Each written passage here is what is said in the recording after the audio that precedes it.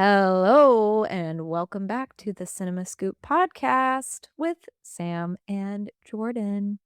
Today, we are talking about our obsession with the Odyssey. It's actually, Oddly obsessed with the Odyssey and Obsession, or is that what we said? I don't know, throwing O's. Today is the O episode. Yeah, we recently watched Obsession because it was on Peacock, and the Odyssey just came out, and we each actually have seen it twice now in the theater. Although my second time the sound was messed up, so I kind of need to see it again. But we both saw it in IMAX the first time. Yes, we did. And we'll get to that. But today we'll talk through Obsession, we'll talk through the Odyssey, and then Sam has Well, we'll do our top 5 Christopher Nolan movies, yeah. and then we'll do our top I'll do my top favorite movies that start with the letter O. Because the masses are needed to hear. Well, and also Christopher Nolan has now done Oppenheimer and The Odyssey He also did Inception and Interstellar and Insomnia. and Insomnia. Yeah, so he needs to do one more O movie to complete his O trilogy. Triple O. So, but yeah, for Obsession, Oh, you wanna uh, talk about Obsession first? Okay. yeah. So I have kind of a funny story. Like, as an anxiety girly, sometimes it's hard for me to watch horror movies depending on the subject matter. And, like, I love horror movies, but it's like caffeine. Like, I can only take so much of it before it really gets to me, and I hate to say that. Like, I think that just happens to most women in their 30s at this point. It's, like, a really sad reality that we face, but, like, I was so intrigued by the hype of Obsession that I literally watched it on my phone in bed because I was too scared to, like, go see it in the theater. And then it was really good on my phone, but I was like, "I'm not gonna count that I've seen it," 'cause it's, like, on my phone. So then we actually watched it together with the Yes. lights out at home, and I could handle it. It was really not as terrifying as, like, I was thinking it was gonna get to me in, like, a movie theater. It's a very, very well done movie, and it's very effective, but it doesn't I don't know, you're not, like, scared at night. Yeah, like there's like a few parts towards the end that are kind of scary, but for the most part it's more of just like a Like, psychologically, it's scary. yeah. Yeah. Like, I do really like this, like, I don't know, this trend that's going on with, like, the horrors of being a woman being, like, the horror of something. Like, I feel like it all started with Carrie and, like, the Mhm. original Carrie, and, like, I feel like it's now becoming sort of a trend. I mean, there's, like, the Midsommar thing. There's, there's so many that are just, like I mean, even if I had legs, I'd kick you, I think is part of that universe of, like, Yeah. horror to be a girl type of thing, and I like that. And so I think it's saying a lot more, and it gives you a lot to, like, chew on, and it's very, very well done with very, very little budget. Like, it truly is, like, such a cultural phenomenon at this point. Yeah, I feel like because it was so low budget indie made, it was like a surprise, but also, uh, it's a great performance by Andy Neveready, Mhm. and she might get nominated for the Oscar, which would be crazy. But I think, like, if you take those 2 things away and it's just like if it was like a mass-produced horror movie by a studio and it was just, like, terribly acted, like, this could be a bad movie. Yeah. But I think it was good. I wasn't it was not that I was disappointed, it was like going into it, I knew it was kind of not Hyped. well, hyped, but also kinda like one note almost, because it's like the one thing happens, and she does You different got the things gist throughout. of the, like, "Oh, this is the, like, inciting incident." It's like Yeah. and, like, you get the one wish below thing. You're like, "Okay, I know this is what's going to happen." So, like and I had kind of already spoiled some of it for you too. Yeah, you told me a little bit about it because you wanna make sure you have your little phobias you wanna make sure before you watch a scary movie, I do.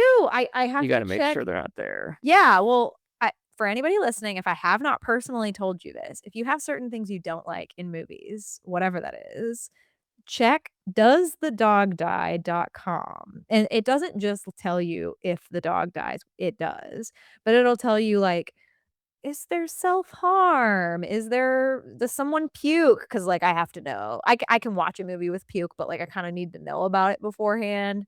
Um, is that does someone get raped? Like, there's stuff like that that you're like, "I kinda just wanna know before I go." Well, you last month you bought a ticket to the Jackass movie, and you didn't look it up beforehand, and then you're like, "Sam, there's, like, multiple bad throw-up scenes," and I was like, "What did you expect? It's a Jackass movie." And I was having a bad day, so I was like, "You know what? I'm not gonna go buy a plate of nachos and watch this at the same time." So Sam lovingly took my ticket and was enjoyed himself for me, but I had a little fit about it. But yes, in the times that I have not checked, "Does the dog die?" I have regretted it, um, and it's never a good time for me. So anyway, all that to say, Obsession definitely had certain things on there where you're like, "Ooh, dead animal. Ooh, Yeah, yes, a dead vomit." cat. Vomit. Yeah, like, just, rape. There's, like, it's unique rape. I hate to use that word to describe rape, but it's a very psychologically, like, I guess that's rape, but this is a very strange way to portray it in a movie. I mean, just that scene alone is just incredibly chilling. Like, she's, like, making all of the moaning noises, but has, like, the dead face because she's not there, and, like, oh my gosh, it just freaked me out. I'm like, she's Well, incredible. yeah, when she's in the corner in the shadow, you can't see her, And she has that, like, I have to show you the picture and of her she's like, "Go back makeup. to sleep." Yeah, well, he's like, "Nikki," she's like, "Go back to sleep." Let me find this photo of what her makeup looked like. It's, like, a certain thing that you can do in, like, Hollywood makeup that's called, like, the uncanny valley type of makeup where you basically just, like, are making the pupils look larger, so you're, like, adding black here and here, Mhm. and, like, you're, like, deleting the corners of the mouth. It's very hard to Just just. making your face scarier on purpose. Yeah, I'll show you. Here we go. Oh, yeah, like, intentionally, Yeah, like it's weird. so, like, when you're in the, like, dark, it's like you can't really see what the person, like, looks like. It's a very, like, hard to describe looks. Look it up if you can, but, yeah, that whole part where she's in the corner and she's, like the way she cries Yeah. is, like, ugh, just, like, freaks me out. Yeah, I guess the only thing holding me back was, like, fundamentally with just, like, the one wish, it's like, I understand, like, it's trying to be a scary movie, but he only asked that she loved him more than any other human loved him, which could be a very low bar because he's not a good person. But at the same time, he never asked for her to be obsessed with him. And then it became like, well, what is her showing love and what is like she's just a crazy, crazy person now. Yeah, but, like, I think that's one thing to keep in mind when it comes to, like, the way that magic works, generally speaking, is, like and this is a well-known truth. If you don't specify, it runs wild. So if you say, "I want Nikki to love me more than anyone in the fucking world," it's like, she's going to love you more than anyone could possibly love you in the world. So it takes it Yeah, to a but the far, things far she does in the extreme. movie do not show love at all. No. Well, but I don't think that that's what he asked for. He didn't want her to show him love more than anyone in the whole world. It's to love him more than anyone in the world, which I think the combination of, like, that plus her literally being, like, stuck inside like, her actual self being stuck inside of it is what makes it, like, more jarring and kind of gross and, like, uncanny is because it's, like, she's also kinda, like, fighting to get, like, out. So it's like she's doing horrific things, but it's like I don't know how to describe it. There's, like, plenty of times where you see the real Nikki, like, come out for a second, whether it's, like, the way she talks or, like, Yeah, does something or, like, in the party scene or, like, the part where she's asleep. I really think she is what carries the movie, I'll be honest. definitely. Like, it's the concept is interesting, but, like, had it been a mediocre actress, it wouldn't have been nearly as good. Um and, like, he's good, but he's, like, fine. Like, he's not like, there's no other standout roles in the movie, and, like, for me, like, that's good, but it's just not quite perfect. I loved it. I think it's Yeah, great. like, I there would could have been a rewatch it lot in a more to heartbeat. it, There could have been more to, like, the cinematic universe there. but that's what makes it, special because it's like it's a small movie. Exactly, and, like, could I really be asking for that much more in such a small budget, But I think that's what makes it good is it, is well done. The other thing someone mentioned that I heard recently is that almost everything is centered in that movie. A lot of the shots are Yeah, direct it's like for centered. TikTok It almost. it is, but it's also, like, uncomfortable. Like, there is the sort of feeling of uncomfortableness because it's not something you would normally see. I don't know if it's done explicitly for TikTok. It could be, but, like, I think psychologically, it messes with you in, like, a very Yeah. weird way, where you're like, "They're staring directly at me." Like, there's a lot of times where he, like, almost breaks the fourth wall type of thing and is, like, dead center, and it's like, I don't like that. That's uncomfortable." Um, but yeah, effective, not perfect, but very good. Sits Yeah, I with you definitely for a would long watch it time, for again. sure. Watch it with watch it on a first date. That's how you I know. did like Backrooms more just because I liked I liked the the back rooms more as well. geography, like, navigation of Backrooms. Backrooms made me wanna Google more and, like, get more into, like, the lore of, like, what's going on here. What like, I had lots of Yeah, like, I questions. would definitely watch a sequel to Backrooms, but I don't wanna watch a No, sequel to no. Obsession because it's like, I don't want another Wish. I feel sad for how that ended. It's a depressing Yeah, it's ending. very depressing at the end, but But, like, I would wanna see more of Backrooms for sure. The way that it ends almost makes it like, "Oh, I could get more out of this." Yeah, I think I liked Backrooms more than Obsession. Um, cool. alright, so for the Odyssey, It has taken over my mind, body, and spirit at this point. It's like I was joking with you yesterday because this is, like, a real thing. Most kids at, like, some point growing up go through, like, a dinosaur phase, a Titanic phase, or a Greek mythology phase. I just so happened to be the Titanic person, so I never went through a Greek mythology phase. So, like, I liked Hercules a lot, but that's, like, not even that's really. just a Disney cartoon. Like, it's not even really technically a good representation of that story. Well, what I found is, like, a lot of these stories can kind of be translated and misinterpreted or like, changed in different ways, and, like, the Odyssey is definitely one of those where, like, depending on what you wanna focus on and what translation you depict things, certain scenes and characters can be different, and, like, even in this movie, there's, like, the Elliot Page character is not necessarily in the Odyssey at all. Sure. But, like, I think that's part of what's interesting about Greek mythology that I think maybe I'm wrong, but what I'm gleaning from dipping my toes in the Greek mythology pool, I almost get, like, similar feelings to, like, biblical stories a little bit, like, but, like, people don't write their own versions of biblical stories quite as much as people do about, like, Greek mythology stories. There's not, like, a true canon is what I'm saying. Like, Yeah, like, there is, there's but that there's Darren Aronofsky Noah film with Russell Crowe where it's, like, definitely not following the, like, basic Bible but then structure of people the call it, story, so, like, like, the hardcore sacrilegious. Christian people don't wanna watch it, and then it's like, well, then you just have, like, what kind of story you're actually telling at that Yeah. point. Whereas this, it's like Different I feel like Greek interpretations. mythology was always, like, brought up as just, like, one of those other things you get taught in school at some point, and it's not like a it's never presented as like, you have to believe in this obviously because it's not a actual religion, Yeah.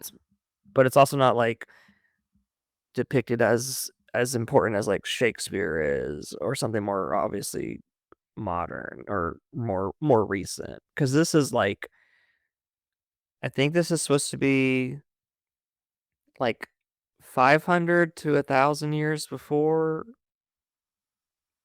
the BC or yes like, we're in 2026, so, Yeah. like, that's 2,026 years since AD, 0. yeah. So I think this is, like, BC? 1,000 years before that.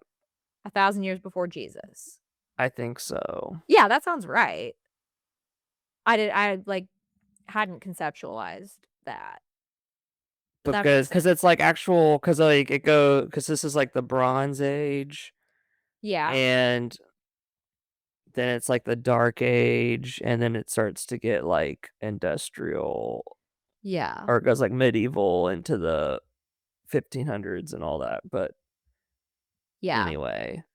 Yeah, like, I never went through that phase apart from being a Hercules girl, and so I feel like my mind is exploding because I'm, like, learning a lot of this stuff generally for the first time. Like, I know, basic stuff, but, like, I never Yeah, went l through a until phase. I, like, refreshed myself recently, a lot of it blended together, Yeah. just all the different stories. Like, I know the basic people, if that makes sense, or gods or whatever, but, like, I didn't know quite as much as I do now. I'm, like, a little over halfway through reading the Odyssey now because, like I said, it's just taken over my my brain. We got a Um, puzzle. we got a puzzle, a very, very pretty puzzle. I'm excited to do that. Um, yeah, I mean, just the movie, if we wanna talk about like that, we will get to the Chris Nolan of it all in a Yeah, we'll minute. do our top 5 Nolan movies after this, but just for the Odyssey, what are your, like, favorite or what do you wanna talk about? Well, I was just gonna say, like, I just feel like the story itself feels at least the way that he interprets it in the movie is just so, like, timeless and, like, speaks to you at, like, just a very basic human level, like, specifically about, like, family and regret and leadership and, like, doing the right thing and, like, believing in humanity and, like, those types of Zeus's law, like, those types of principles, and the way that he presents it in the movie is just, like, it really, like, plays at your heartstrings, but also it, like, I don't know, it just, like, makes you feel very, like, hope core about things. I don't know how to describe it, like, it's just, like, obviously, I liked Oppenheimer, but, like, that does not feel great to watch. Mhm. This feels really great to watch, and there's, like I mean, I bawled my eyes out both times I watched it, but, like, it just feels good, and it feels like there's people you feel like you're rooting for, and, like I know that sounds basic, but, like, it just feels like a very timeless, like, story structure that, like, as you're watching it, if you've not been a person who's privy to the story of the Odyssey, it feels like, "Why have I never known about this?" This Yeah, feels so, like, it's like instinctually basic to, like, yeah. humanity. Does that make sense? Like Well, it's one of the surviving stories of before the Bible times of, like, yeah. a complicated hero, a long journey, all these different things he has to go through, just someone just trying to get home, like I was telling you out right after we watched it the first time, I was like, I just am realizing how much draws inspiration from the Odyssey that I've liked before this, that I had no idea was clearly drawing inspiration from this. Um, so yeah, like, I really loved it. I mean, it went instant 5 star the first time we watched it. Second time I went and watched it, I was like, "Shit, this is, like, maybe one of my favorite movies that I've seen in a long time." Like, it's just really, really good. Matt Damon is insane. Like, he's so good after all this time. Like, perfect casting for him, in my yeah, opinion. he does so much, like, just the stuff on the boat alone, just him screaming at the siren Oh, sequence, and then him having to row the oars and the thunderstorms and girl, don't get me started on that shot where he's got his bicep arm shot. bicep shot. But Oh, then he has to get to the Cyclops, the Cyclops and scene being practical is so good, and, like, is it a stretch? I said this earlier, but is it a stretch or maybe is this, like, obvious that, like, the giants in The Hobbit are, like that whole scene is, like, clearly drawing inspiration from the Cyclops? you mean like the trolls in the Yeah, I guess the trolls, forest? yeah, where they're, like, gonna cook him. Yeah, I mean, maybe, I don't know The for sure. conversations that they have in The Hobbit are akin to the conversations that, um, he has with the Cyclops in the book. Very, like, Yeah, this film, like, he trying to smart your way out of it. yeah, this was, like, not a lot of Cyclops talking. He talks at the end, and you can barely hear him, and I found a subtitle part where it's like he says, "Poseidon, Get revenge on revenge, me. yeah, Yeah. revenge me," or whatever. But another like, I saw the cartoon recently, the 1987 Odyssey cartoon, and then there's, like, a 1953 Ulysses Italian version of the Odyssey with Kirk Douglas, and both of those have much longer Cyclops scenes where the Cyclops talks a lot. And I even think there's, like, a 1997 Odyssey thing that's, like, from the so it's like a TV show. It's like a TV version. I don't know. It's not like a true, like, short movie. It's, like, super long, I think. But anyway, all those have Cyclops scenes where the Cyclops talks a lot, and then this one he barely talks.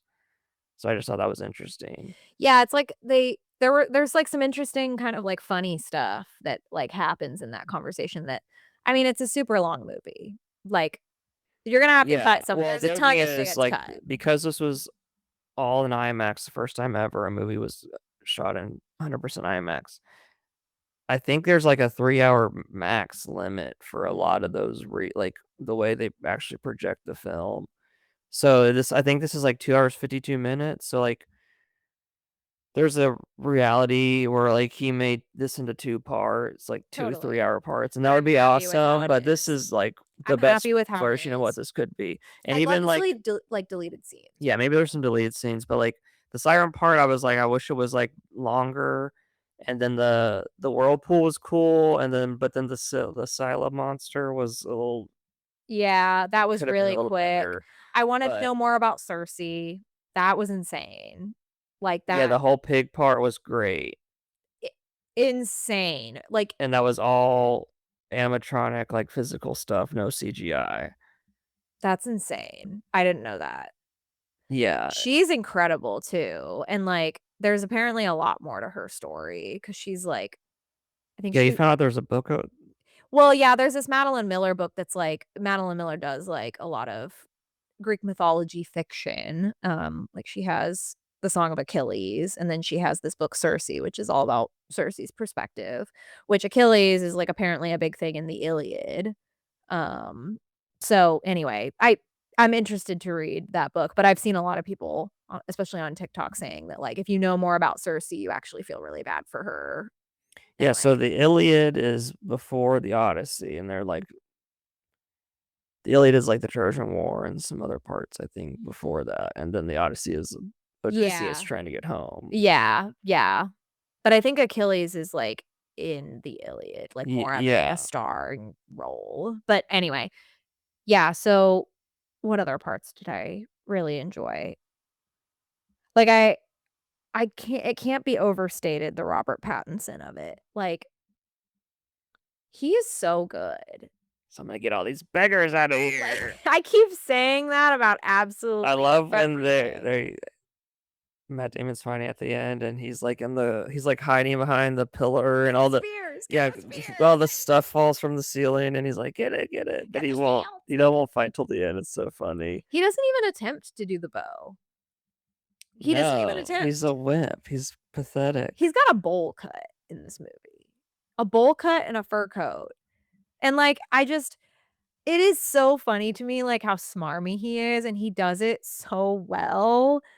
And, yeah, somebody get these beggars out of here is, like, officially, like, just tattooed on my brain at this point. It's like my stem. Like, I just he is so good. Like, he is on one lately. He's been doing so many good movies, and, like, he really just adds something to this that, like, any, like, creepy bad guy could do, but, like, he does it so specifically differently, and, like, the even the way he interacts with Anne Hathaway is just so, like, insidious and, like, the way at the end where he's, like, trying to get out of even stringing the bow, and he's like, "Clearly, none of us will ever be as good as Odysseus." Like, "Okay, okay."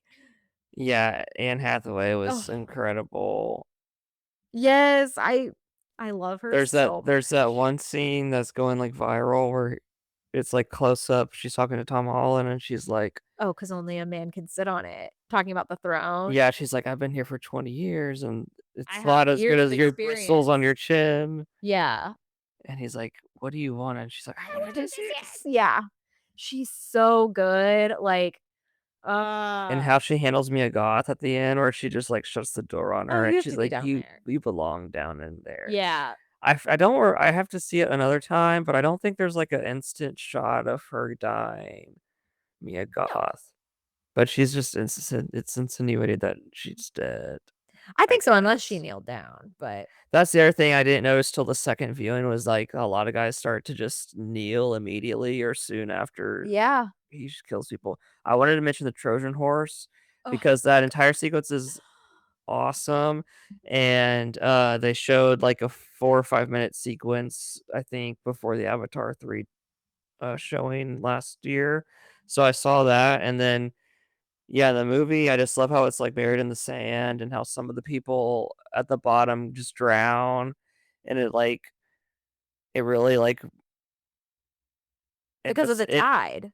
well, yeah, He and then said it the first 2 tides killed a lot yeah, of and it yeah. emphasizes, like, they have to pee and poop in there, and they're there for, like, 5 day or 4 days, and the way that they actually get, like, 100 plus people to pull the ropes of the horse to get it all the way. I heard a Christopher Nolan interview, they did that all in 1 day. It's like, "Okay, here's They 500 actually pulled people. that.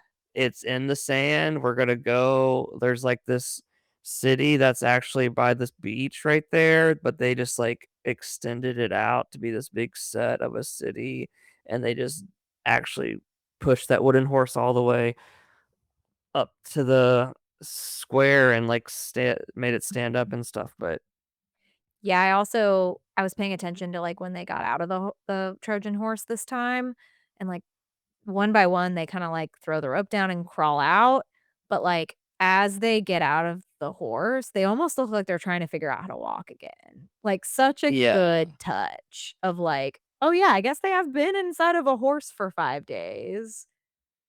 Well, and also it's like there's, like, how many people are in that horse, do you think? Because I don't know. I feel like how many It's at people were least left in 25. his yeah, it's at least, like, 25, 30 guys. But it's like they're trying to kill the guards at night to then open the gate because Amagimgon is it. Doug Dimmadome. Amagimgon. You can't say it, can you? Amamimgon. No. Agamemnon. You sound like Nemo trying to say anemone.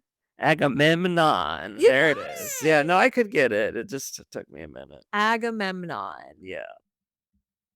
because he's about to just, like, what, Aura farm and walk in and just stand Yeah, I like how he for a drops the second. lantern out and they're just all right by the gate right there. No, the gate's open and he just stands there. Like, he looks crazy for a second. Like, he's just standing there.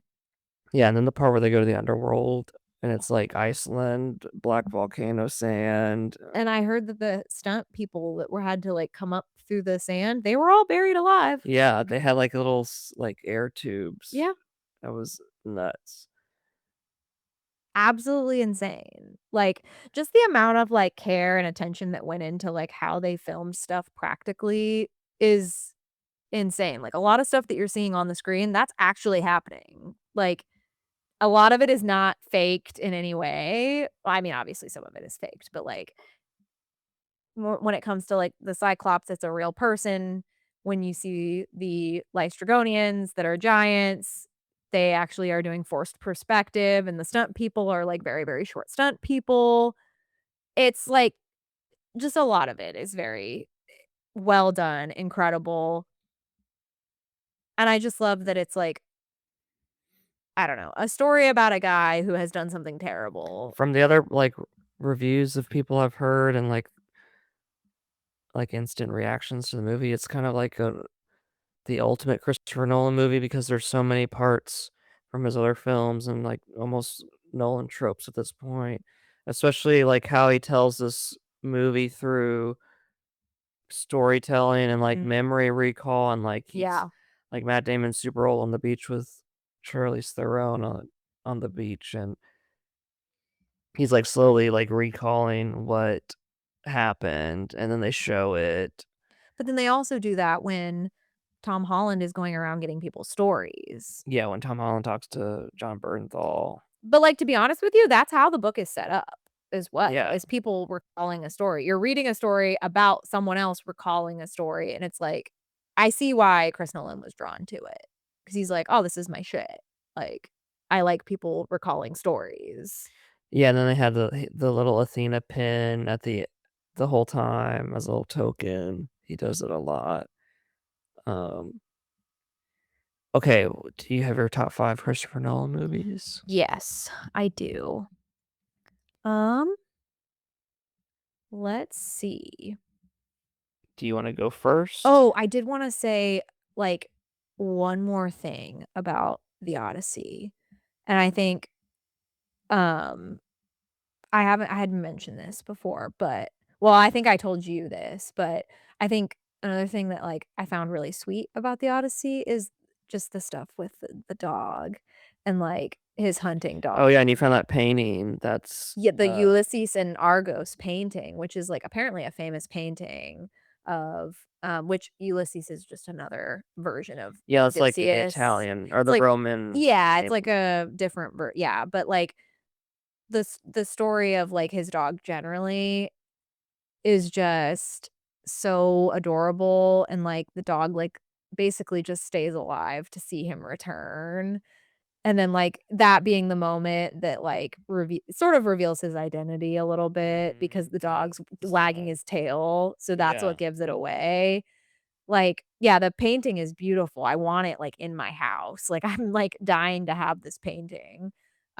But I think it also adds, like, a special kinda, like, sweet quality to it because like, the dog very much looks like one of my childhood dogs that absolutely lived to be about the same age.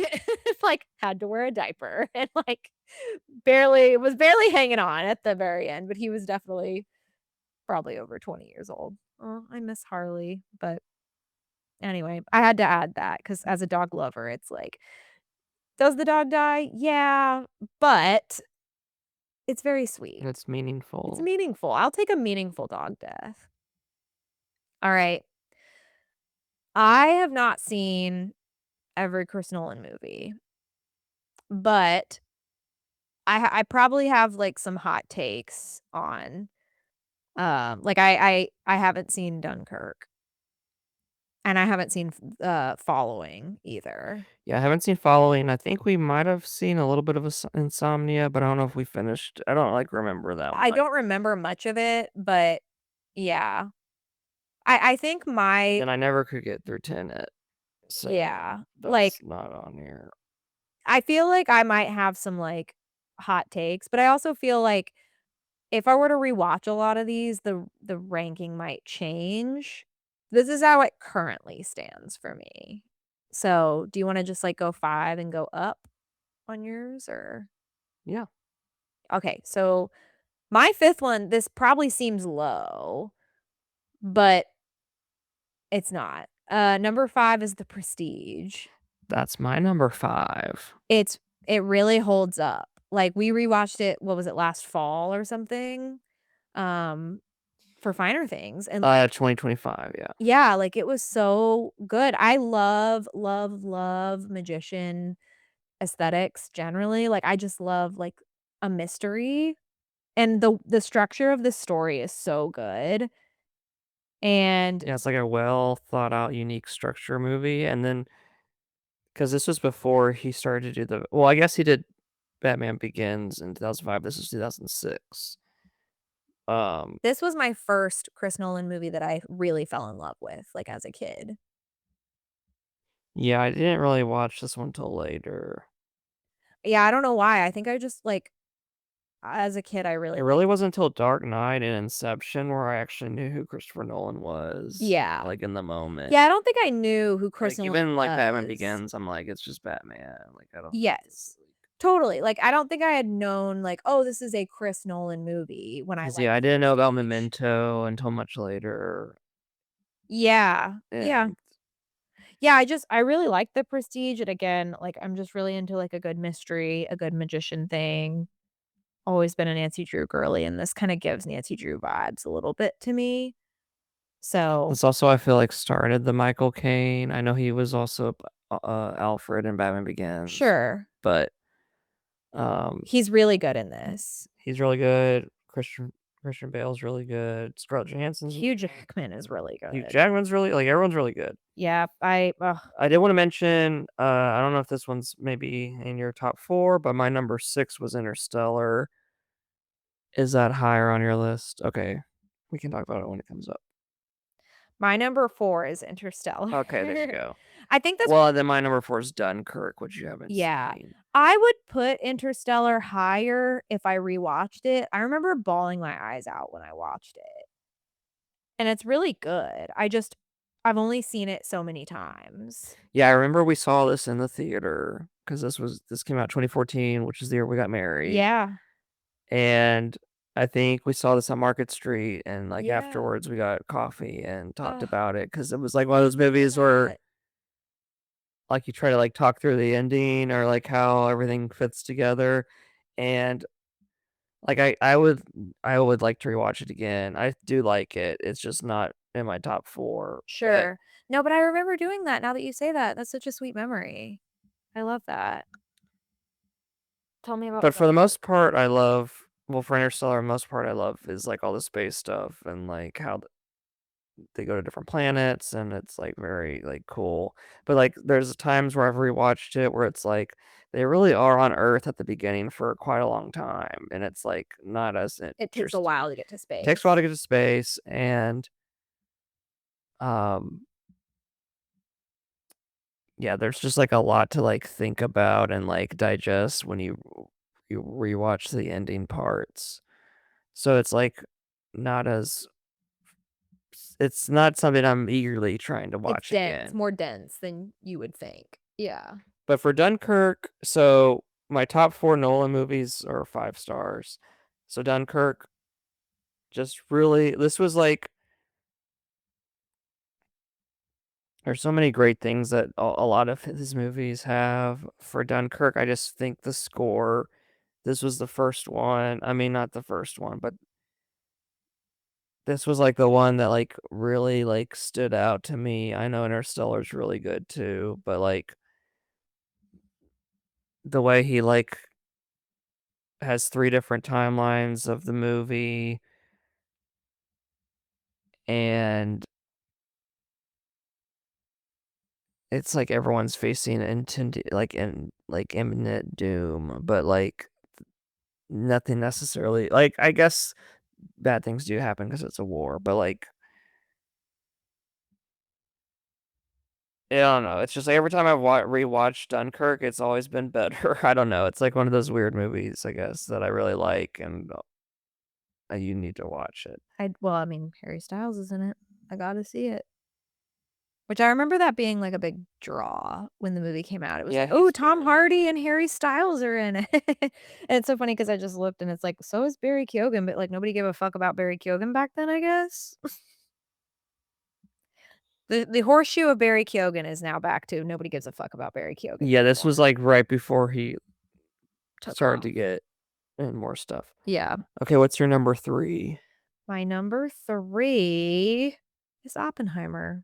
That's my number 3. I Amazing. think we might have No. similar. No. Okay, I have a hot take. why do you like Oppenheimer? Because I just rewatched it and I really like it. I've only seen it like twice, I think, maybe once in the theater. It's really like I just feel like it's done very well in terms of telling like a story about something horrible. And I feel like it's actually maybe Nolan's best like tragedy. It leaves you feeling horrible. Yeah. Like, I don't know if there's actually a Nolan movie that does that better that I can think of. I'm sure I'm wrong, but, like Well, I think because it's based off of not a book, which is it's also a biopic. It's like meant to be more than just the guy who made the atomic bomb. It's like that's why there's so many scenes of him in a like room sitting and talking and like trying to get security clearance and the whole subplot with Robert Downey Jr. Um, it's, like, meant to show you his, like, viewpoint, but then I feel like when I rewatched it, like, last week, I felt like the conversation he had with Albert Einstein was actually the biggest part of the whole movie when they're by the pond and they, like, talk about, like, what they did, like, was a chain of reaction that's gonna lead to ultimately the end of humanity. Mhm. And, like, I feel like all the scenes with the security clearance and this, like, Senate hearing confirmation stuff, like, is he or is he not a communist? Like, who was he with and all this kinda stuff. I feel like everything that the movie was presenting you to make you feel for Oppenheimer was also, like, trying to be like, it actually doesn't matter because like, because they had made the atomic bomb, it ended up doing what it all caused post them making it. But it was, like, in the process of them thinking of making it, they were like, "Well, the Nazis are gonna do it, and then ultimately the Russians are gonna do it." So it's like, someone has to do it, but then it's like, shouldn't nobody do it? Yeah. It's a race to the bottom. Yeah. Yeah, I mean, I really like Oppenheimer, and it's very well done, blows your eardrums out. I like the lead up to it because it's almost like, I don't know, the mad scientist thing is really interesting. Cillian Murphy's really great. Um, and I mean, obviously part of, like, the cultural moment of, like, Barbenheimer, which was a great moment to be a part of. Um, but yeah, like, undeniably very good. Okay, my number 2 is The Odyssey. Your number 2 is The Odyssey? I'm guessing that's your number 1. Well, I'm not saying that. I'm shocked to be considering what I think is now your number 1. My number 1's The Dark That Knight. is shocking to me Why? because that's a covertly conservative movie. No, it's not. It I is. don't think so. Alright, say more. Well, what's your number 2 and 1? My number 2 is Memento, and my number 1 is The Odyssey. Okay, I'll have to rewatch Memento because I didn't like it that much. I feel like the times that I've seen Memento were, like, very formative years for me, and, like, when you watch it, I remember thinking, I was like, "I didn't know movies could do this." Like, I didn't know that a movie could be a puzzle box. Like, this was kind of like it's like the same thing that's very frustrating with, like, a David Lynch movie, but it's actually figure outable here, where you're like, "What the fuck is going on? Why is this happening?" But then you actually start getting answers, and you're like, "Oh, I'm happy because like, I'm actually getting my needs met and getting answers to what I want." Versus, like, a David Lynch movie, you're just left with, like, "What the fuck is that? Why did I just watch that?" Like, kinda again, I love David Lynch, but, like, Memento actually, like, hooks you with that same, like, "Why is this happening? I don't understand." But it actually ties it up in, like, a very nice bow, and I also feel like it's working with very little. I also think it's, like, it's doing what people weren't doing yet at that time. Like, it almost feels like a David Fincher movie. Like, it doesn't feel like a Chris Nolan movie. It feels, like, a lot grittier and a lot weirder, um, but again, I think it's, like, it's one you should revisit. We should definitely rewatch it at some Yeah. point soon. I was checking my letterbox, and according to my letterbox, I have not watched it since 2017. Oh, dang. So Yeah. Yeah, we gotta it's definitely rewatch been it. a while, but Yeah. um yeah, I did. I just remember watching a very short video of Christopher Nolan describing Memento on a whiteboard and being like, these scenes are going this way in Mhm. time, but these scenes are going that way in time. Very Lynchian thing to do. So yeah, my number 2 is The Odyssey. We talked about that. So, Yeah. but yeah, The Dark Knight. So The Dark Knight was always like a top 10 movie for It's me since undeniably it came really good. out. Yeah. Like now it's probably like top 30 or something. Like it's dropped because I've just seen so many other great movies. But we know we were we rewatched it last week, and in 2026, I've taken the view of point of billionaire bad, and so Sure. not so much that Batman and Bruce Wayne are a complete villain and a terrible person, but they're definitely morally gray at best, which is what the whole ending of the movie is trying to show you, is like he has to be viewed as pawn as the bad guy, even though he technically is the good guy, but also he's still the bad guy. And then Well, just put the to tables together, I own the place. Like, they make him so annoying. yeah, he's definitely like played and like Christian Bale's great. He's, like, fucking the whole ballet, He might be like, the what? best Bruce Wayne, honestly. Like, he is, but he plays it in such a way that you're like, "I don't like him." Like, he doesn't play a But I think likable that's Bruce why Wayne. I That like it now, exactly. or I like it better than I used to. Like, He's not trying he to does the say, dumb "This Batman guy voice good, this still. guy bad." It's like Yeah. it's a lot of it is, like, Joker being like, "No, you're a lot like me." Yeah, and a lot about the Joker, like, he's, like, doesn't care about the money, which is good. Some men just wanna see the world burn. He makes a very good case why chaos is actually a good thing, and just the whole beginning sequence of the bank robbery just always hits, it's always good. Every time he hits the guy with the pencil, it's really good. I mean, Heath Ledger alone. Yeah, it's, like, it's one of the best performances ever. It's, like, the reason it's, like, I think it sustains the number 1 ranking for me is because it did something that 500 comic book movies since have not been able to do, which is, like, go beyond the source material, not care about anything outside of this one movie, and just, like, make a good movie.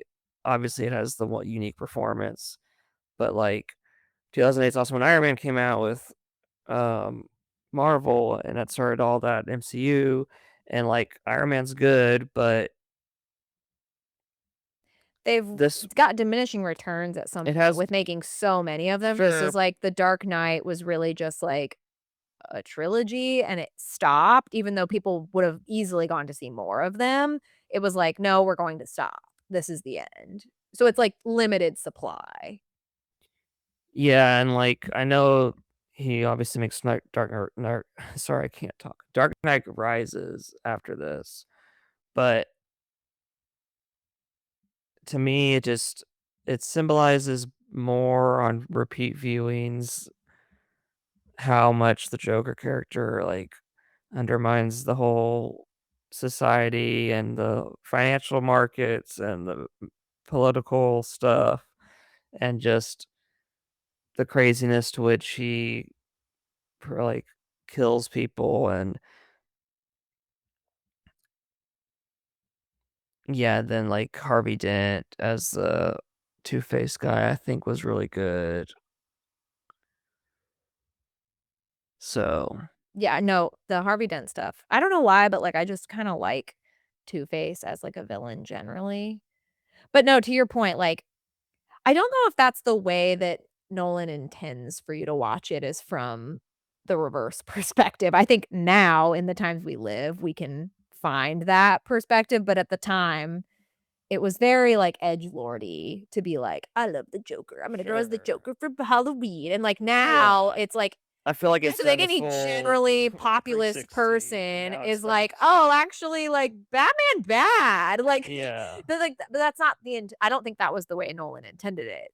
I think it was meant to be But like, it's Batman is so such a cool well guy. done that you can depict Sure, you whatever can you take want whatever from it. but what I mean is that, like, I think Nolan's viewpoint is not that necessarily, like, I don't think that was the intention of it, which is what I meant with, like, it being covertly conservative.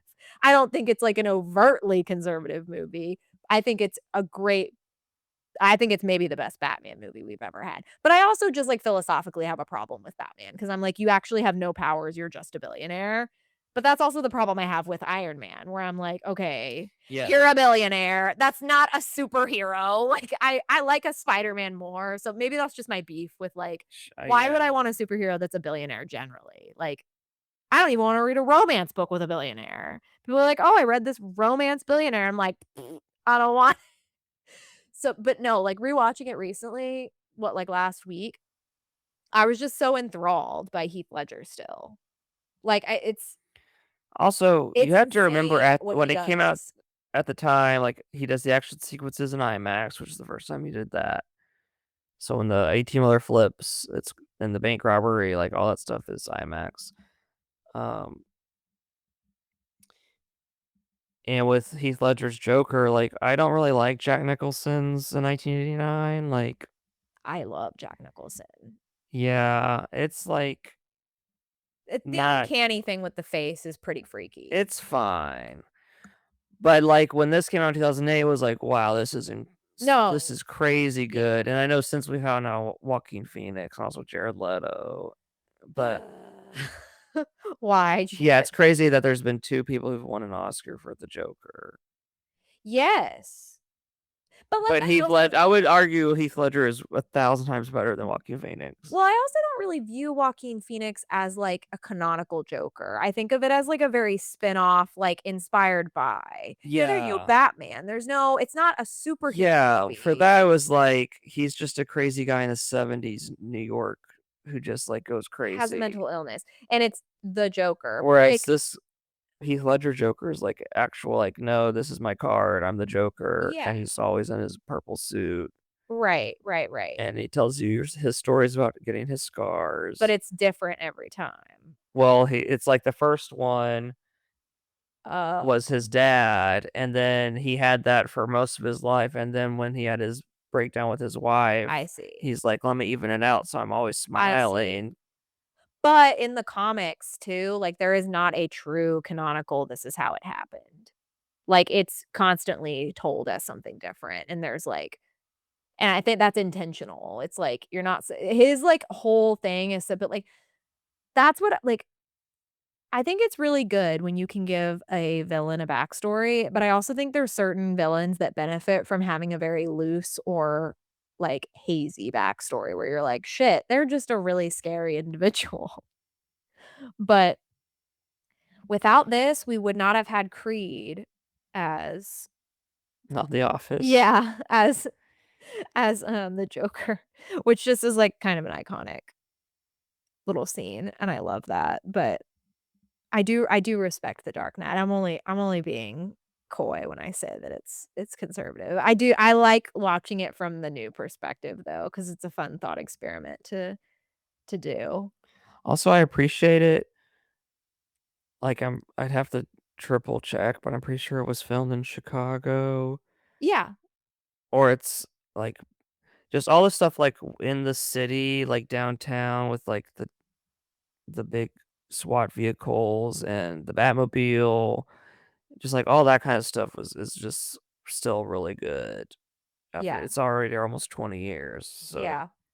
okay, so now I wanted to do the top movies that start with the letter O in honor of Obsession and the Odyssey. And we've already talked about Oppenheimer, so that's another one. Okay, so I had 9 other movies, and this isn't a comprehensive list by any means. These are just movies I've seen.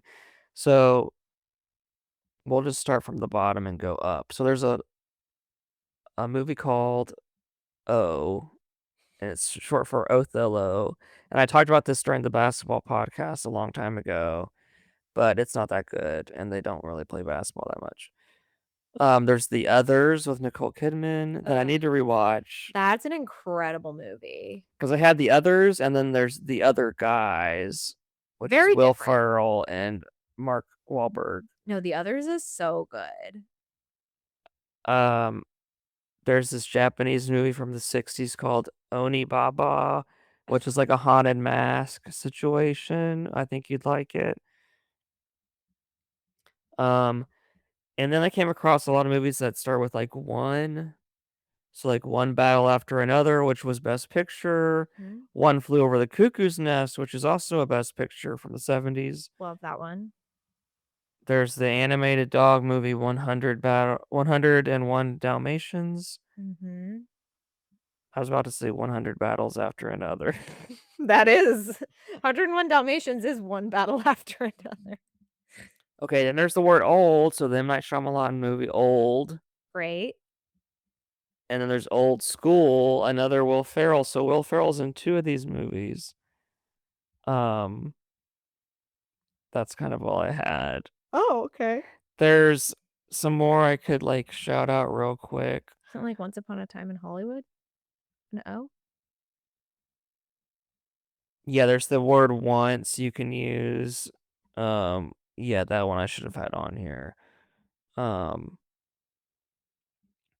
I watched an Australian movie called Outback, which Wait. was like a bad scary movie that wasn't scary. Oh. They just get lost in the outback, like their car dies. Um, yeah, there's a few movies that have the word. There's like the James Bond movie Octopussy. Hmm. There's a few others maybe. None of the oceans.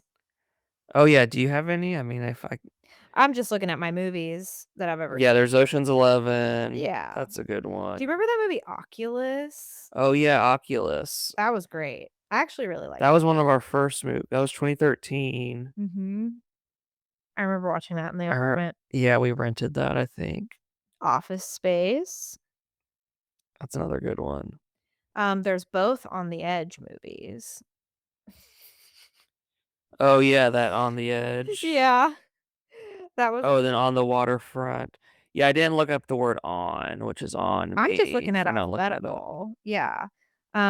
There's also Once Upon a Forest. Great movie.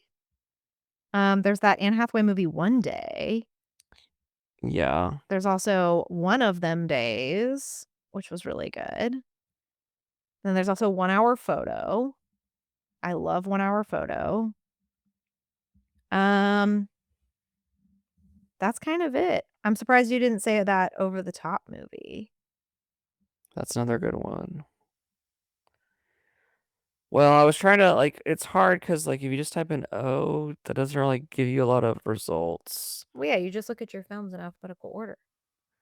Well, I thought I was okay. You didn't even mention Osmosis Jones. Thank you for bringing that up, actually.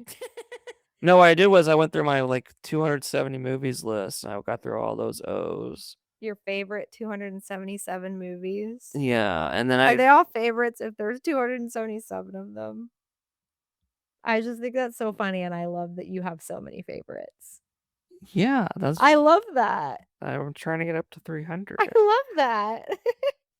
Okay, but Osmosis Jones is really good and everyone should watch that as an O movie. It's one they make you watch in There's that school. the That's story of O that you've watched, well, that doesn't start with O, and that but is a it's good the movie. story. That is the story of O. That is a good movie. A very educational movie. You didn't even talk about Oliver& and Company. That's another good one. Here, let me triple check my. Also, I've seen this one little indie movie called On the Count of Three that is very, very good, directed by Gerard Carmichael. Um, let's see, what else do I have? That's kind of it, honestly. That's all I got. Oh, yeah, we watched that one movie, 1, 2, 3 recently. Oh yeah, that one Billy was Wilder, that was a great movie. I liked that one.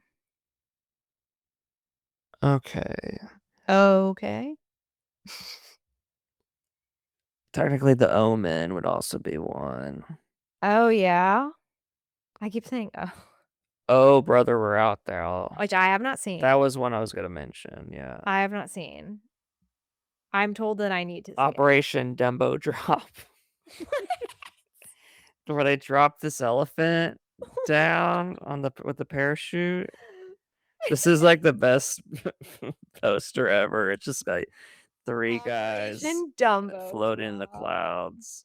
No, but why did you watch that? That's a 90s Disney classic Okay. from when I was a kid. I'm cracking up. It's so funny. It's like 5 Vietnam vets have to transfer a 8,000-pound elephant through the jungle. I see. I don't know why.